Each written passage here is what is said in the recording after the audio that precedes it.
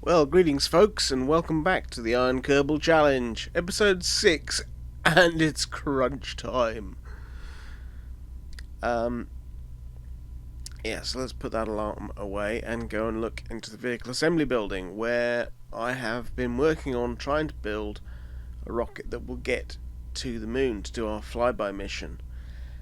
And this is it. Given the parts we've got, it's very primitive and very limited in its capabilities, very tricky to fly, and it's very heavy compared to what we've got in terms of capability on the launch pad. So this is kind of make or break time.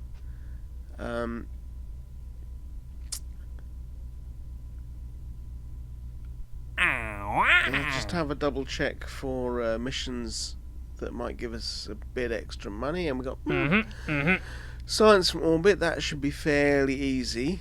Not particularly profitable, but better than nothing. I'll take that. So I've got that, and doing a flyby of the moon, which I'm going to do if I do it with that rocket. I can't do it with a satellite, and therefore save myself from risking a Kerbal, because there's no reaction wheels in the probe body that we've unlocked so far, and that means I couldn't steer it once it was out in space. In order to get reaction wheels, the only thing I've got with reaction wheels is a manned cockpit, and they're so heavy I may as well put a Kerbal in and hope that I can eyeball the mission. I will have to upgrade the launch pad though, because it's currently too small, and that's going to take most of the money that I've got, and then launching the rocket is going to take most of the rest of that money. So if this mission fails, this is the last episode. It's as simple as that. This may be the point at which I prove to myself that I can't do hard mode. But Jebediah or Valentina? Yeah, Jebediah. Let's have Jebediah as our last best hope. So this is heavy. Just fix the staging there. It's very hard to steer because I don't have steerable fins on the bottom yet. Those are fixed. And if I get the launch wrong, and there's not enough delta V in it to go into an orbit and then get to the moon and back. I've been playing around with this in a simulation. And off we go.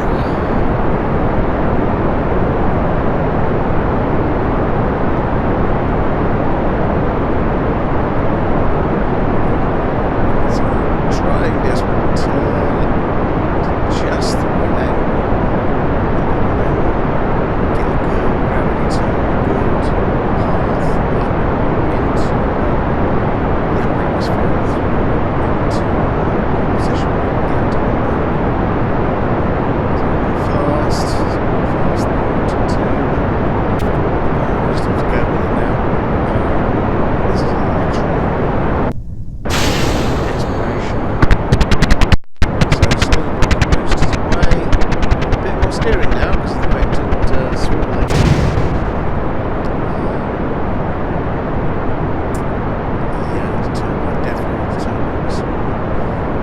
Let's try that. Don't flip out. What are we doing with our apoaps?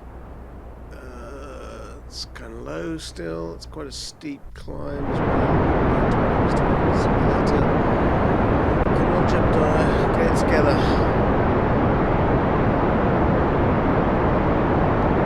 Atmosphere's thinner up there, so I hope I've got less chance of flipping out. Being a multi-stage rocket, the front end of it's still quite heavy though, which is quite good. So the central mass is quite far forward. It's actually starting to get there. It's getting up 60, 65,000, 70,000, but it'll slow down once I turn the engine off. So I'm going to get to 80 and stop there. Yep, there we go. Try and keep it facing prograde. Fortunately, Jebediah is skilled enough to do that himself. That minimises air resistance, keeps us going up. Yeah, got to be a bit careful about the electric charge on this. So the capsule stores charge and there's 2 batteries on it, but that's it. Can't generate any more battery, any more electrical power after I jettison the first stage, because the little Terrier engine doesn't generate electricity.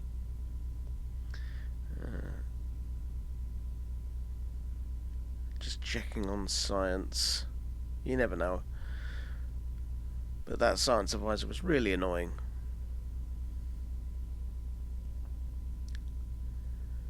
So next challenge, eyeballing the orbital insertion.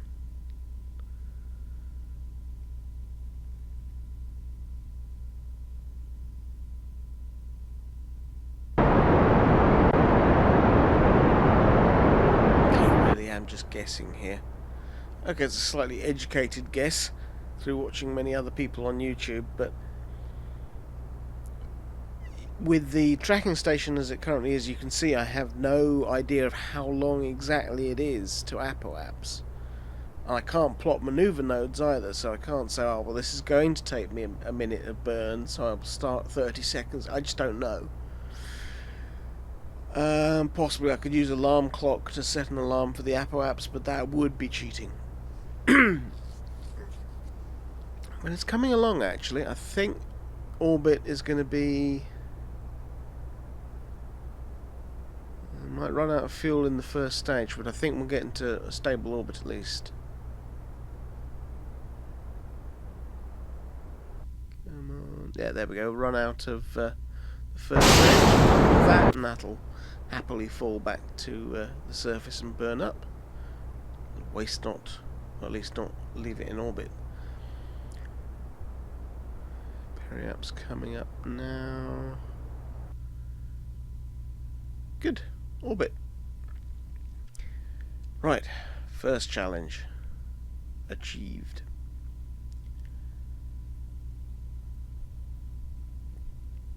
I just rotated onto the side there, because if you pop a Kerbal out and the hatch is facing down, you can sometimes end up in a situation where as you try and get in, your Kerbal bounces off and spins off into space. That's generally not good. It's looking like I've got all the science I can get with my current set of instruments from low Kerbal in orbit. And I'm not in a polar orbit, so I'm not going to go to any new biomes. But yeah, let's hide the alarm clock and go for a spacewalk just in case. Is there anything new you want to tell me, Jeb? Well, yeah, you can take and store that data. That's a good idea. EV report? Nothing of interest out here. Back in. Right. So I have heard that the way to eyeball this is to change the orientation so that the moon is on the right, and then you go to the bottom of the orbit here and light the candle, and you should end up crossing the orbit of the moon at the point where the moon gets there. Of course, again, with the basic tracking station, we don't have patched conics, we can't plan maneuvers. Jeb's really just got to put his foot on the gas when he feels the force is right, and then we'll find out what happens, which is really quite worrying. I mean, this really is, you know, if this mission fails, we don't have enough money. I don't have enough money to do another one. 5,000 left. 5,000 credits left. I mean, there is the option to take a loan, but it really hammers your reputation, and it's not actually that much money, so it would only give me a second chance, basically. But if it goes right, I should get enough science to unlock something critical like planes or probe bodies that actually have reaction wheels, electricity, solar panels. Um, so, yeah, hero or zero time. So I just get a bit closer to the bottom there. Right, let's give this a go. Line up and yeah. Keep an eye on the fuel and try and make sure that I'm in a situation where I have enough fuel to at least bring Jebediah back home. So maybe I can get some high altitude science, that might be enough. If I miss the moon, it might be enough to then give us another chance at doing something else. If Jeb can't come back, it's really, really disastrous. I just have no idea. You get so used to playing with the patched comics and the ability to plan maneuver nodes and stuff that doing it like this is just terrifying. So just slowing the throttle, yeah. So the moon should get there when we do.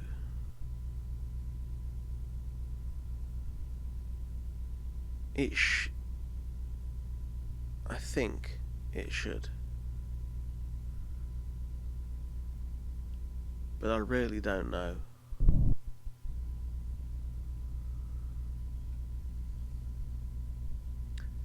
I also don't know where high altitude above Kerbin happens. So I'm going to try and experiment in a second and see if I get high altitude science or low altitude science.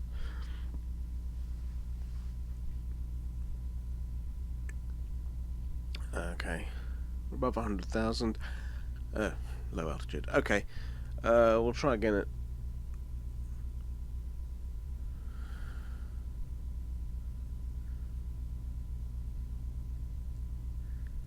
Is there anything I've missed? I need scraps of science. Anything?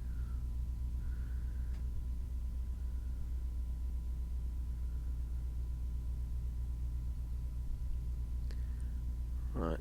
So we'll time accelerate and head towards the moon. And when we get above about 250,000, that ought to be high space above Kerbin. Yes, it is. Excellent. Right. So from here, it's worth doing a temperature reading.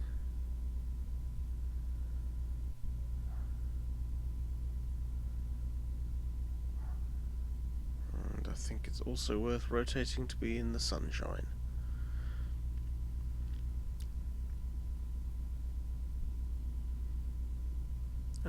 Yep, hang on. Taken store, so do another crew report when we get nearer to the moon. New EVA report, that's nice.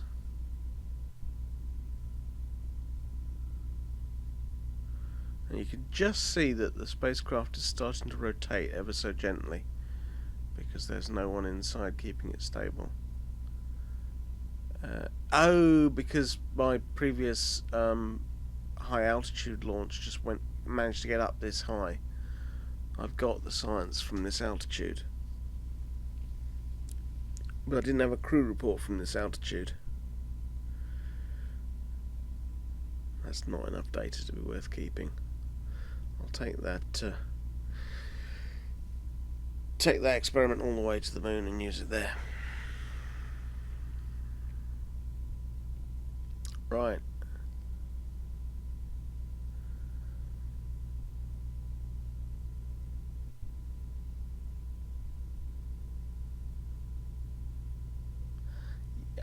Yeah, I'm thinking of adding a alarm for sphere of influence change, but again, that's a bit like cheating at the moment, so let's just do it by hand.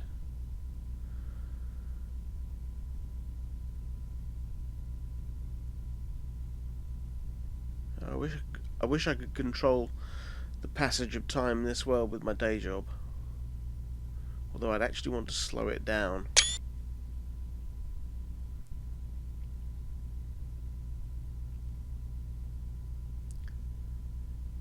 Yeah, let's go a bit faster. Come on. Yeah, moon is barely moving at the moment. Hopefully I'll slow down as I get closer to Apoaps, and maybe that'll give it a chance to catch up. But does that look kind of tilted to the right instead of being straight up and down that elliptical orbit? Come on. Oh, no, this does not look good. I think I've missed.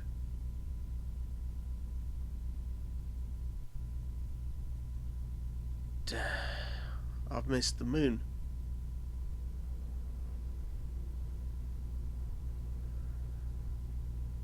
Well, almost. It's